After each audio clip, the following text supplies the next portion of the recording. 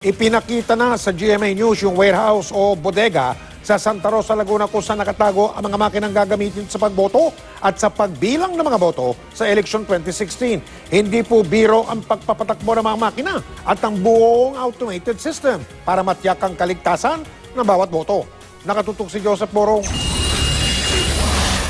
Ito ang pasilidad ng Commission on Elections kung saan magaganap ang aksyon bilang preparasyon para sa eleksyon 2016. 5 hektarya ang lawak ng compound na nasa Santa Rosa, Laguna at may 4 na warehouse para sa iba't ibang operasyon. Dito sa warehouse na ito nakatago ang voting and counting machines. Sa isa pa, nangyayari naman ang lahat ng test na dapat gawin sa mga programa at makina.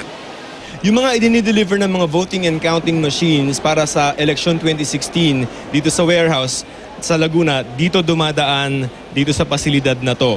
Ang tinitingnan nila ay kung yung i-deliver na VCM ay gumagana, no? Pati yung battery na gagamitin para doon sa makina ay tinetest. Sinamahan kami ni COMELEC Commissioner at Steering Committee Head Christian Robert Lim sa isang silid kung saan nangyayari ang pinakasensitibong operasyon para sa eleksyon 2016. Ito ang server na nagpapatakbo sa Election Management System o EMS, ang utak ng automated elections sa Mayo. Para makapandaya sa eleksyon, ang server na ito ang kailangang puntiryahin, bagay na sinubukan daw ng ilang hackers noong 2013 elections. They wanted to penetrate the system. To do what? Hindi ko alam. No? They could do some malicious vandalism or it could be more malicious. They could not penetrate the firewalls.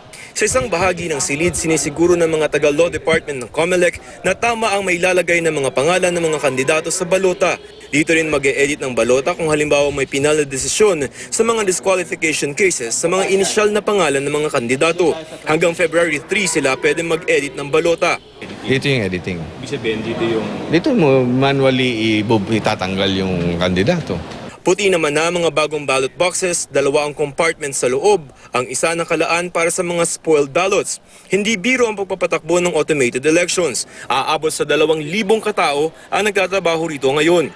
Hindi pa kasama dyan ang mga teachers, sundalo at iba pa sa mismong araw ng eleksyon 2016 sa Mayo.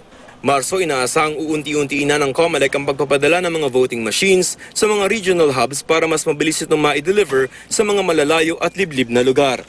Joseph Morong, Nakatutok, 24 Oras.